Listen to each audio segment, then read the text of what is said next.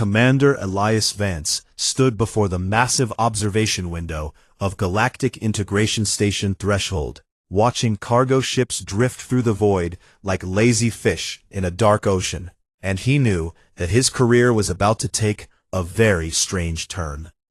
The message had arrived that morning, stamped with the seal of the Galactic Council, and every word of it felt like a punishment wrapped in polite language. "You have been selected for special assignment," the Velthari administrator had announced, her 4 eyes blinking in what Elias had learned to recognize as barely hidden amusement. "And we believe humanity is uniquely suited for this task." Humanity had joined the galactic community only 15 years ago, and in that time they had learned one important truth. When other species said uniquely suited, they really meant we do not want to do this ourselves. The assignment was simple on paper, but impossible in practice, and it involved a juvenile Kyreth, named Sirith Ka, who was the last survivor of a diplomatic vessel that had been destroyed under mysterious circumstances 3 months prior. Elias had read the files, and what he found there made his stomach tight with concern. The Kyrath were an ancient species, older than most civilizations in the known spiral, and they had once ruled a vast empire that stretched across 100 star systems. They were massive winged reptilians, covered in scales that shifted color with their moods, and they could breathe fire hot enough to melt starship hulls. Their empire had fallen centuries ago, not to war or disease, but to a slow decline that no one fully understood, and now fewer than 1,000 Kyrath remained scattered across the galaxy. Sirith Ka was barely 2 solar cycles old, which meant he was equivalent to a human toddler in mental development, but he was already the size of a small shuttlecraft. His wingspan, when fully extended, measured nearly 10 meters, and his claws could tear through reinforced steel like paper. The problem was not his size or his power, however, but something far more concerning. Sirith Ka could not fly. For a Kyrath, the inability to fly was not simply a physical limitation, but a spiritual death sentence.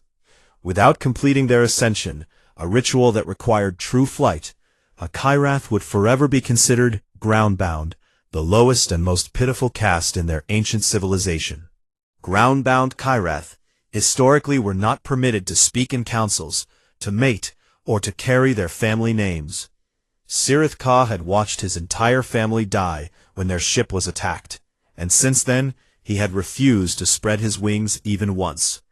7 other galactic species had attempted to raise orphaned Kyrath young in the past, and all 7 had failed spectacularly. The Velthari, known for their advanced psychological techniques, had given up after just 3 days, when their young charge destroyed an entire research wing. The Morvathi, ancient beings, famous for their patience, had lasted 2 weeks before admitting defeat. Now the Galactic Council had decided to give the problem to humanity, the newest, least experienced, and least respected member species in the entire community. Elias understood exactly what this meant, and he felt the weight of it pressing down on his shoulders as he walked toward Containment Bay 7. They expected him to fail, and when he did, it would confirm everything the other species already believed about humans, that they were too young, too emotional, too primitive to handle real responsibility in galactic affairs. The Containment Bay was a massive space, reinforced with energy barriers and blast-resistant walls, and it smelled like smoke and fear, and something else that Elias could not quite identify. In the center of the room, curled into a tight ball of scales and wings and misery, was Sirith Ka. He was beautiful in a terrifying way, his scales shifting between deep purple and angry red as he sensed the human's approach. His eyes, each one larger than Elias's head, opened to reveal pupils like vertical slashes of pure darkness. A low growl rumbled from his throat, and small flames flickered between his teeth. "Hello there," Elias said softly, stopping well outside the range that the security officers had marked as dangerous. "And my name is Elias." The young Kyrath's response was immediate and violent.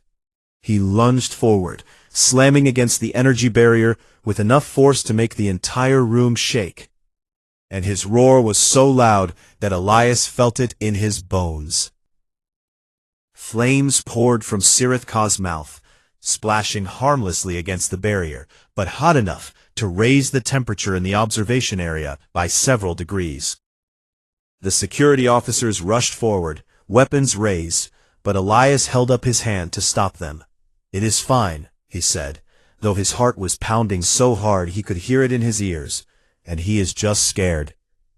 "Sir," the lead officer said, his voice tight with barely controlled fear, "this creature has already injured 3 of my people, and I strongly recommend—" "I know what you recommend," Elias interrupted gently, "and I appreciate your concern, but I think we need to try something different."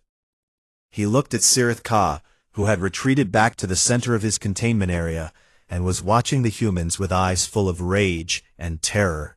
Elias had seen that look before, not in an alien, but in a human child, his own daughter, after the accident that had taken her mother, when she had been too young to understand death, but old enough to feel its weight. "I am going to sit down now," Elias announced, lowering himself to the floor just outside the energy barrier.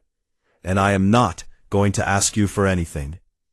Sirith Ka's growl intensified, flames licking at his lips. "I brought something with me," Elias continued, pulling a small data tablet from his pocket. "And I thought maybe you might like to hear a story." The young Kyrath tilted his head, confusion momentarily replacing his anger. Elias activated the tablet and began to read aloud from an old Earth tale, the story of a little engine that believed it could climb a mountain, even when everyone said it was impossible. Sirith Ka did not understand the words, not really, but something in the human's voice made him pause. It was soft and calm and patient, without any of the demanding tones he had heard from the Velthari scientists, or the cold efficiency of the Morvathi researchers. This human was not trying to make him do anything. He was just sitting there, reading a story about a small machine that refused to give up. By the end of the first hour, Sirith Ka had stopped growling. By the end of the second hour, he had uncurled slightly, his wings relaxing against his sides. By the end of the third hour, when Elias finally stood up and prepared to leave, the young Kyrath made a sound that was almost like a question. "I will come back tomorrow," Elias said, meeting those massive dark eyes with his own small human ones. "And I will bring another story." He left the containment bay with the security officers staring at him in disbelief. "What was the point of that?" the lead officer demanded, confusion written across his face. Elias smiled, though there was sadness in it, and he answered with words that would echo in his mind for the next 8 months. "You cannot teach anything to someone who does not trust you," he said quietly, "and trust is not something you can demand, it is something you have to earn."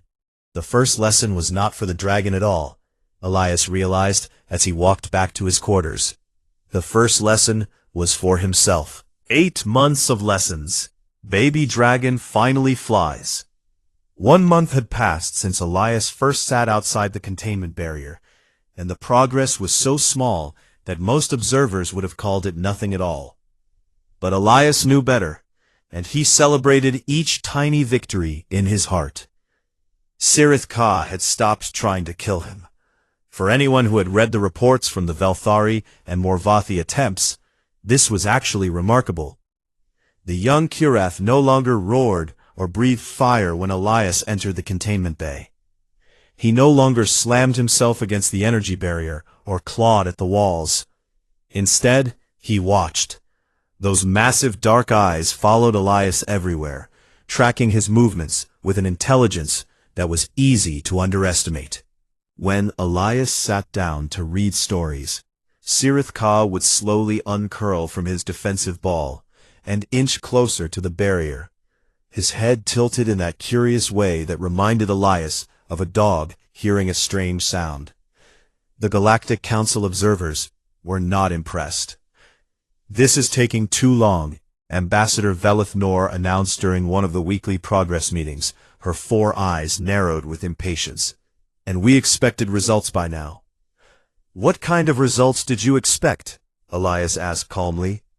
The creature should be responding to standard developmental protocols, Velith Nor replied, tapping her long fingers against the conference table. And we have provided you with all the necessary equipment for neural conditioning and behavioral modification. Elias shook his head slowly, and he chose his words with care. Sirith Ka is not a creature, he said, and he is not a project or an experiment. He is a child who watched his entire family die. The Morvathi representative, an ancient being named Consul Therax, who had lived for over 3,000 years, let out a sound that might have been a sigh. Humans are too sentimental, Therax said in his deep, rumbling voice, and this attachment you form with other beings is inefficient and counterproductive. Maybe, Elias admitted, standing up from his chair, but I am not going to change my approach, and if the council wants to reassign me, they are welcome to try. He walked out of the meeting before anyone could respond. That evening, Elias made a decision that would change everything. He had the energy barrier modified to create a one-way door, a section that would allow him to enter the containment area while still preventing Sirith Ka from leaving. The security team thought he was insane, and they filed 17 separate objections with the station commander. Elias overrode every single one. "What are you doing?" the lead security officer demanded, as Elias stepped through the barrier for the first time. "Because that thing could kill you in less than a second." "His name is Sirith Ka," Elias replied, without turning around. "And I do not think he will." Inside the containment area, the young Kyrath froze. His scales shifted rapidly through a dozen colors, purple, red, orange, blue, and finally settling on a pale silver that Elias had never seen before. His wings, which had been folded tight against his body for weeks, trembled slightly. Elias sat down on the floor, just as he had done every day for the past month, but this time there was no barrier between them. "I brought dinner," he said casually, unpacking a container of food from the station cafeteria. "And I thought maybe we could eat together." Sirith Ka did not move. His eyes were locked on Elias, with an intensity that was almost painful to witness. Elias began to eat, taking slow bites and chewing carefully, and he did not look directly at the young Kyrath. He had learned from his research that direct eye contact was considered a challenge in Kyrath culture, and he was not here to challenge anyone. Minutes passed in silence. Then, very slowly, Sirith Ka began to move. He crept forward on his massive legs, his claws clicking against the floor, until he was close enough that Elias could feel the heat radiating from his scales. The young Kyrath sniffed at the food container, and then he made a sound that was almost like a question. "It is not Kyrath food," Elias said apologetically, "but I can try to find something better if you tell me what you like." More silence. Then, in a voice that was surprisingly soft for such a large creature, Sirith Ka spoke his first words to the human. "Why are you here?" Elias felt tears prick at his eyes, but he blinked them away and kept his voice steady. "Because everyone deserves someone who cares about them," he answered simply, "and I think you have been alone for too long." From that night forward, Elias lived in the containment bay. He brought a small cot and set it up in one corner. He ate all his meals there. He exercised there, doing his morning stretches while Sirith Ka watched, with obvious confusion. He read stories aloud every evening, and slowly the young Kyrath began to respond, asking questions, making comments, even laughing at the funny parts. Elias learned that Kyrath did not respond to commands, or rewards, or punishment. Those were the methods that other species had tried, and those methods had failed, because they treated Kyrath like animals to be trained, rather than intelligent beings to be understood. Kyrath responded to example and story. Their entire ancient culture had been built on oral traditions and demonstrated honor. A Kyrath child learned by watching their elders and by hearing tales of great deeds. So Elias changed his approach completely. He stopped trying to teach Sirithka anything directly. Instead, he simply lived his life and told his stories, and he trusted that the young Kyrath would learn what he needed to learn in his own time. He told stories about Icarus, the boy who flew too close to the sun. He told stories about the Wright brothers, two humans who built wings from wood and fabric and changed the world. He told the story of the first Mars landing, when humans stepped onto another world for the very first time. "Humans have no wings," Sirithka said one evening, his voice full of genuine curiosity. "So how did humans learn to fly?" Elias smiled at the question, because it was exactly the question he had been hoping for. "We built them," he answered, "and we always build what we do not have." "But that is not real flying," Sirithka protested. "Is it not?" Elias asked gently. "Because I think flying is not about wings. I think flying is about refusing to accept that the ground is where you belong." The young Kyrath fell silent, and Elias could see him thinking about those words. By the end of the second month, something wonderful happened. Sirithka walked out of the containment area for the first time since his arrival on the station. He followed Elias down the corridor, his massive form filling the space from wall to wall, and station personnel scattered in every direction. But the young Kyrath was not interested in them. He stayed close to Elias, his head lowered so that he could hear whatever story the human was telling, and his scales had shifted to a warm golden color that Elias had come to recognize as contentment. Ambassador Velith Nor confronted Elias that afternoon, her 4 eyes wide with anger. "You are taking too long," she hissed, "and the council demands faster results." Elias looked at her calmly, and then he looked at Sirithka, who had curled up nearby and was pretending to sleep while clearly listening to every word. "You cannot rush a fire by yelling at the spark," Elias said quietly, "and some things take exactly as long as they take." He turned and walked away, and Sirithka rose and followed him without hesitation. It would become a flame. 4 months had passed, and Sirithka had grown. His wingspan now stretched nearly 20 meters from tip to tip, and his scales had deepened to a rich purple that gleamed like polished amethyst under the station lights. His voice had grown stronger too, and he could speak Galactic Common almost as well as any adult. The medical scans showed perfect health. His wing muscles were fully developed. His bone structure was exactly what it should be for a Kyrath his age.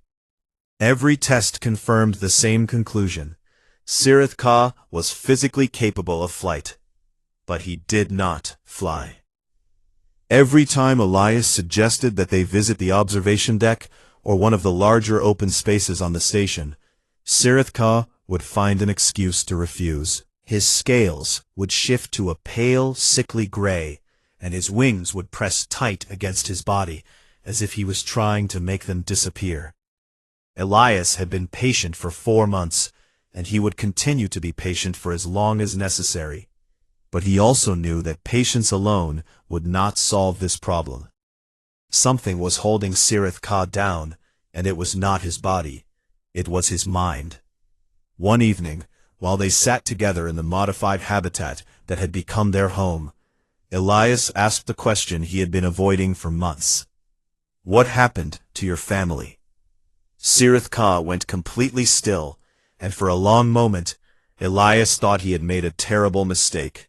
The young Kyrath's scales flickered through a dozen colors, fear and pain and rage all mixed together, and small flames leaked from between his clenched teeth. "You do not have to tell me if you are not ready," Elias said quickly. and I did not mean to." "We were flying," Sirith Ka interrupted, his voice barely a whisper, "and we were all flying together." He paused, and Elias waited. "My mother was teaching me the wind patterns," Sirith Ka continued, his eyes distant with memory, "and she said I was doing well. She said I would complete my ascension soon, and she was proud of me." Another pause, longer this time. Then the ship shook, and there was fire everywhere. Not our fire, but wrong fire, enemy fire, and my mother grabbed me and pushed me into a safety pod. Sirith Ka's voice cracked, and Elias felt his heart breaking for this child who had lost everything.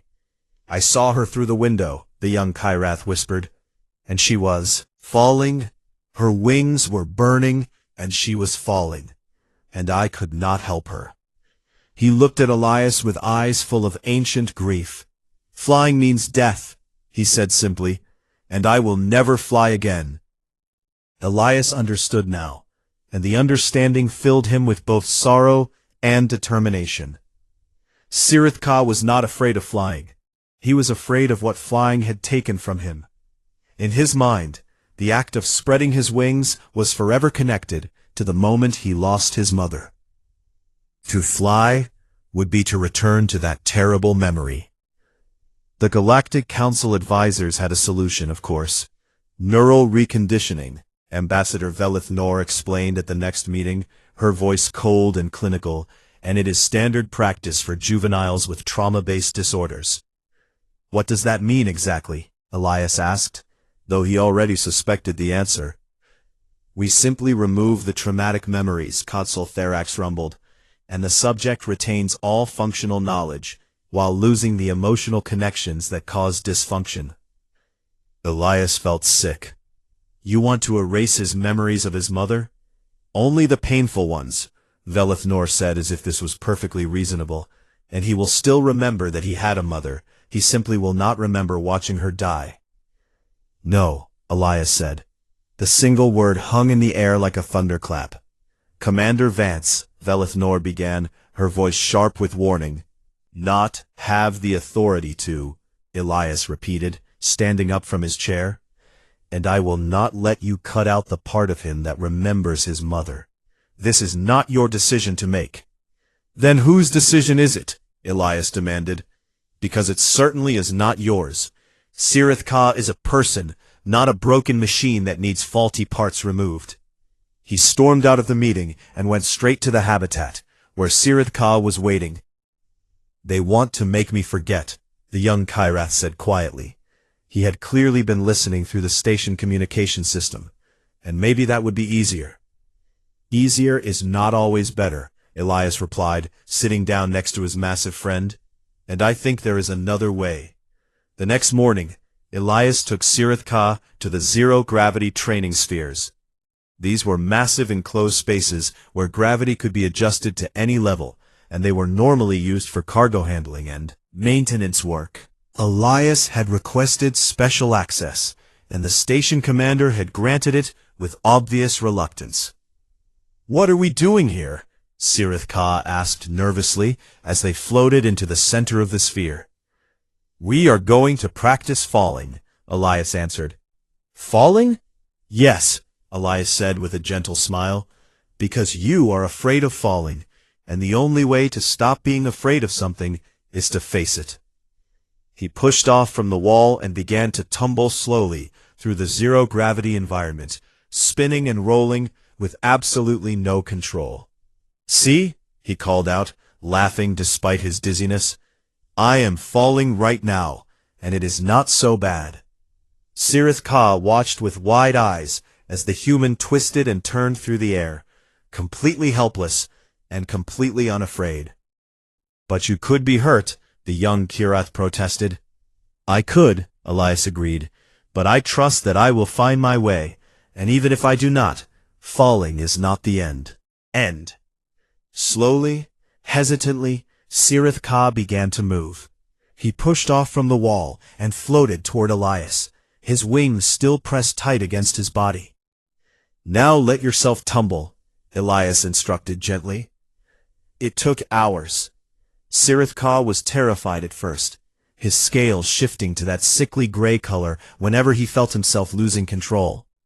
But Elias stayed with him, tumbling alongside him, showing him again and again that falling did not have to mean disaster. They practiced for days, then weeks. Gradually, Sirith Ka learned to fall without panic. He learned to spin and recover. He learned that the air, even artificial air in a training sphere, could catch him if he let it. One evening, floating together in the center of the sphere, Elias shared something he had never told anyone else. "I had a daughter," he said quietly, "and her name was Maya." Sirith Ka looked at him with sudden attention. "She died in an accident on a colony world," Elias continued, his voice thick with old grief.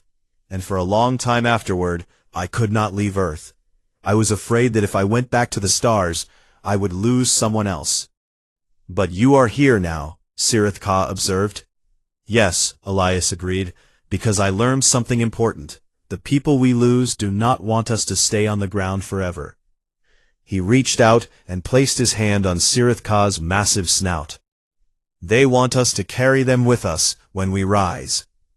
For the first time since they had met, Sirith Ka spread his wings voluntarily, not to fly, not yet, but to wrap them gently around the human who had become something no Kyrath word could describe. Teacher, friend, father. The observers watching through the sphere's monitoring systems were disturbed by what they saw. "The human is becoming too attached," Velith Nor reported to the council, "and this level of emotional involvement is inefficient and unprofessional." But Consul Therax, ancient as he was, saw something different. "It is unprecedented," he agreed slowly, "but perhaps that is exactly what makes it work." In the training sphere, wrapped in wings that could have crushed him to paste, Elias smiled.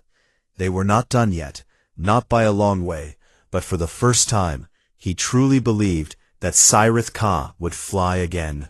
7 months had passed since the day Elias first sat outside a containment cell, and the galaxy was beginning to pay attention. Sirith Ka could glide now. He could hover. He could catch the air currents in the training sphere and ride them for minutes at a time without touching the walls. His confidence was growing with each passing day, and his scales had settled into a permanent shade of warm amber that spoke of contentment and hope. But he could not truly fly, not the soaring, free flight that defined Kyrath identity. Something still held him back, some final barrier that neither he nor Elias had been able to break through. Still, the progress was remarkable, and news of it had spread across the station and beyond. Representatives from dozens of species came to watch the training sessions, and most of them left amazed by what they saw. A human had done what no other species could do. A human had reached the last Kyrath child. Not everyone was pleased by this development. In the shadows of galactic politics, there were those who remembered the Kyrath Empire, not with nostalgia, but with old hatred. Centuries ago, the Kyrath had conquered worlds and subjugated species, and though their empire had fallen long before most living beings were born, the memories remained. Some species did not want to see the Kyrath rise again, not even in the form of a single child. Elias had noticed strange things happening over the past few weeks. Unexplained power fluctuations in the training sphere, monitoring systems that failed at convenient moments, supplies that went missing or arrived damaged. He reported his concerns to the station commander, but nothing came of it. "You are imagining things," he was told, "and the station systems are simply old and unreliable." Elias did not believe it, but he had no proof, and so he kept his suspicions to himself. The attack came on a quiet evening when most of the station was asleep. Elias and Sirith Ka were in a rarely used section of the station, exploring a corridor that led to an abandoned observation deck. Sirith Ka had wanted to see the stars, really see them, not through a screen, but through real windows, and Elias had agreed to take him. They were halfway down the corridor when every light went dark. "Elias?" Sirith Ka's voice was calm, but alert. "Stay close to me," Elias replied, reaching for the emergency communicator on his belt. It was dead. Every system in this section had been shut down. Then they heard it, a low hissing sound, like air escaping from a punctured seal. Elias felt the pressure in his ears change, and he understood immediately what was happening. Someone had opened the emergency airlocks. This section was being vented to space. "We need to move," Elias shouted, grabbing Sirith Ka's foreleg and pulling him back toward the main station. "Because we have maybe 2 minutes before—" The bulkhead behind them slammed shut, cutting off their escape route. They were trapped. Elias could feel the air growing thinner with each passing second. His lungs were already starting to burn, and spots were appearing at the edges of his vision. Sirith Ka, however, was not affected. Kyrath could survive in vacuum for extended periods. Their biology adapted to the harsh conditions of their volcanic homeworld. He could simply wait until the section depressurized completely, and then force his way through one of the emergency hatches. But Elias could not survive vacuum. Elias would die. "Go," Elias gasped, pushing weakly at the young Kyrath's massive form. "Because you can make it. Go and get help." Sirith Ka did not move. "I will not leave you," he said, his voice steady despite the chaos around them. "You have to. I will not leave you." The young Kyrath's scales shifted to a color Elias had never seen before. Brilliant gold streaked with crimson, the colors of determination and fierce protective love. He spread his wings wide, and for one moment Elias thought he was finally going to fly. But instead, Sirith Ka did something that no Kyrath his age should have been capable of doing. He wrapped his wings completely around Elias, creating an airtight seal with his own body. The membrane of his wings pressed together with perfect precision, trapping a pocket of breathable air against the human's face. "Hold on," Sirith Ka growled, and then he began to run. The shameful, ground-bound movement that his species had always despised. His massive legs pounded against the floor as he charged toward the sealed bulkhead, carrying Elias wrapped safely in his wings. He hit the bulkhead at full speed, and the metal screamed as it buckled under the impact. Once, twice, 3 times he slammed against it, each impact jarring them both, but never breaking the seal that kept Elias alive. On the 4th impact, the bulkhead gave way. They tumbled through into the main corridor, where the air was still good and the lights still worked. Station security was already racing toward them, alerted by the pressure alarms. Sirith Ka collapsed to the floor, exhausted and battered, but he did not unwrap his wings until he was absolutely certain that Elias was breathing properly. "You saved me," Elias whispered, looking up at the young Kyrath with tears streaming down his face. "You saved me first," Sirith Ka replied simply. The investigation that followed uncovered everything. A faction within the Galactic Council, representatives of species who remembered the Kyrath Empire's ancient cruelties, had been working to sabotage Sirith Ka's development from the very beginning. They were the ones who had attacked his family's diplomatic vessel, and they were the ones who had tried to kill him tonight. The conspirators were arrested, their plots exposed, and the Galactic Council was thrown into chaos. But Elias did not care about any of that. He lay in the medical bay, recovering from oxygen deprivation and minor injuries, and the only thing that mattered to him was the massive purple dragon curled up beside his bed. Sirith Ka had refused to leave since they arrived. He growled at anyone who came too close, and his flames flickered threateningly whenever the medical staff tried to examine Elias without his approval. "You need to rest," Elias said weakly, reaching out to touch the young Kyrath's snout. "I will rest when you are healed," Sirith Ka replied stubbornly. Elias smiled despite the pain. "You know," he said thoughtfully, "you ran tonight. You ran to save me, even though Kyrath are supposed to despise running." Sirith Ka was quiet for a moment. "I did not think about it," he admitted finally, "and I just knew that I had to protect you." "That is what family does," Elias said softly. and we protect each other." The young Kyrath's scales shifted to that warm golden color again, and he lowered his massive head to rest beside Elias on the bed. "Am I ready to fly?" he asked in a voice that was barely above a whisper. Elias thought about the question carefully before answering. "I think you have been flying for a long time," he said finally, "and you just haven't left the ground yet." Sirith Ka made a sound that might have been a laugh. "That does not make sense." "It will," Elias promised, closing his eyes. "And when you understand it, you will soar higher than any Kyrath in history."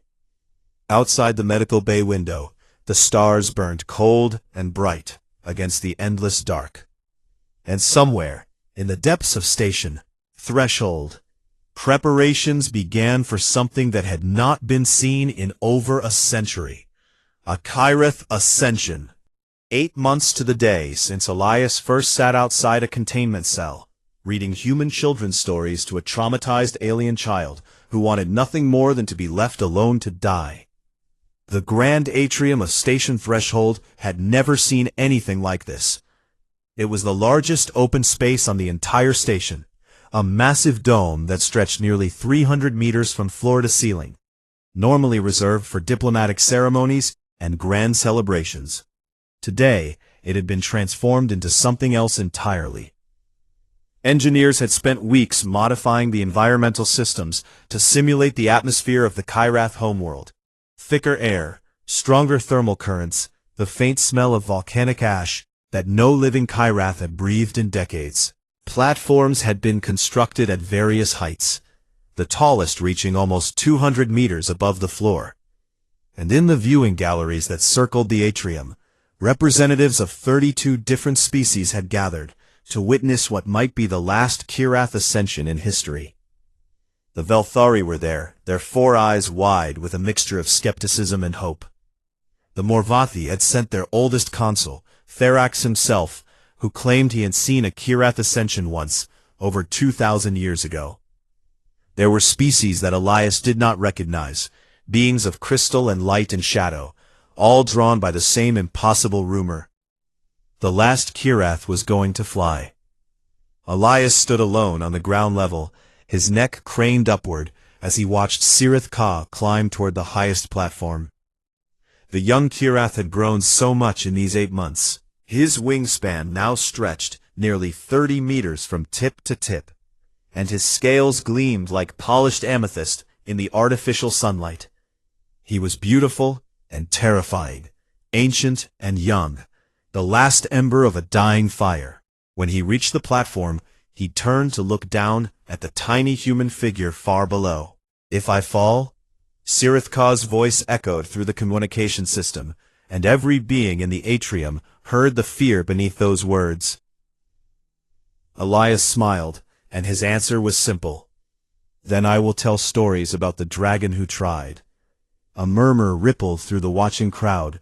The Velthari exchanged confused glances. Was that supposed to be encouraging?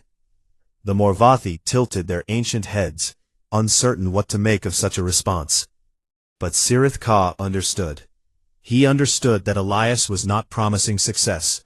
He was not guaranteeing safety or offering false comfort. He was simply saying that trying was enough, that the attempt itself had value, regardless of the outcome. That was what humans gave. Not certainty, but courage. Not wings, but the belief that wings were possible. Sirith Ka closed his eyes and let the memories wash over him. He remembered his mother, her scales bright with joy, as she taught him the wind patterns above their homeworld. He remembered her voice, warm and proud, telling him that he would complete his ascension soon. He remembered the fire and the falling and the terrible moment when he lost her forever. But now, standing on this platform, with the eyes of the galaxy upon him, he also remembered something else. He remembered Elias, sitting outside his containment cell, night after night, asking for nothing and offering everything. He remembered learning to fall in the zero-gravity spheres, discovering that falling was not the end. He remembered running through a dying corridor with a human wrapped in his wings, choosing the shameful ground-bound movement because it was the only way to save someone he loved. His mother had fallen, yes, but she had not fallen in defeat. She had fallen protecting him. She had given everything so that he could have this moment. And Elias had taught him that the ones we lose do not want us to stay on the ground. They want us to carry them with us when we rise. Sirith Ka opened his eyes, and they were clear. He spread his wings to their full magnificent span, and the thermal currents of the simulated atmosphere caught them like old friends welcoming him home. And then he stepped off the platform. He plummeted. The atrium was utterly silent as the last Kyrath fell through the artificial sky, his wings still spread, but not catching the air, not slowing his descent. 200 meters became 100, became 50, and still he fell. Elias did not look away. His hands were clenched at his sides, and his heart was pounding so hard he could feel it in his throat. But he did not look away. At 30 meters from the ground, with only seconds left before impact, Sirith Ka moved. His wings snapped inward and then out again, not in desperation, but in perfect controlled motion. The air that had been rushing past him suddenly became a cushion, a support, a partner in the ancient dance of Kyrath flight. He did not simply stop falling. He rose. Higher and higher he climbed, spiraling upward with a grace and speed that no one had expected. His wings beat in a rhythm that seemed to match the pulse of the universe itself, and with each stroke he climbed faster. The watching crowd erupted in noise, gasps and cheers and sounds that had no translation in any language. The Velthari were on their feet, their 4 eyes streaming with tears they did not understand.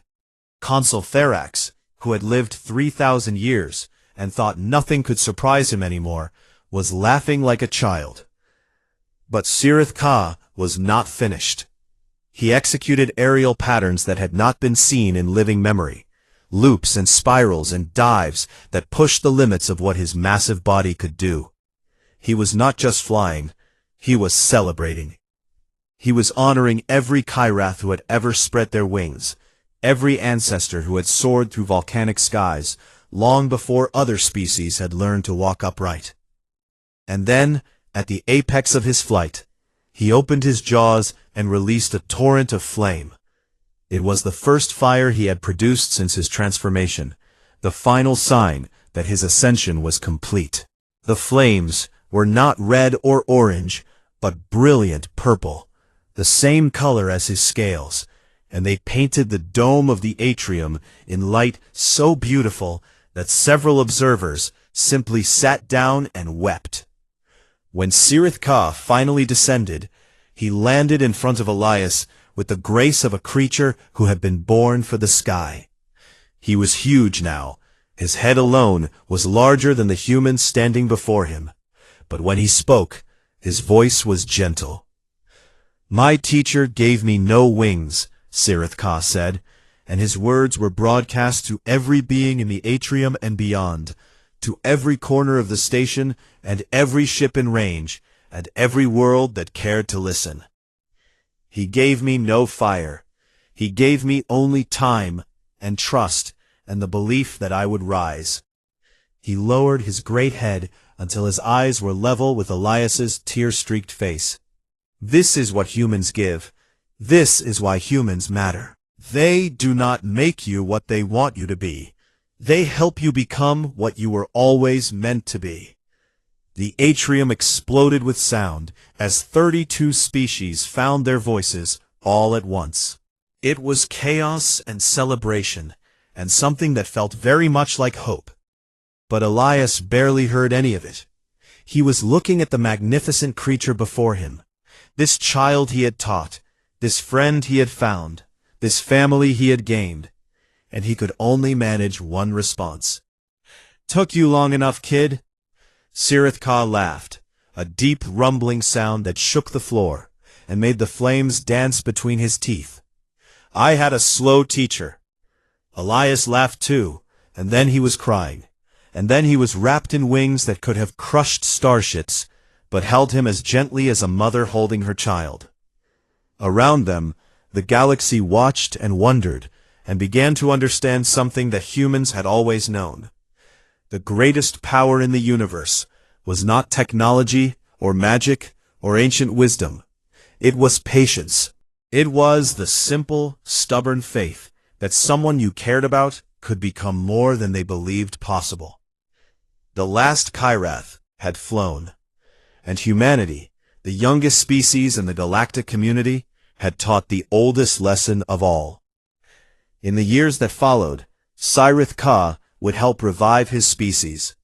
Dormant eggs would be discovered across the old empire, and with human assistance, a new generation of Kyrath would rise.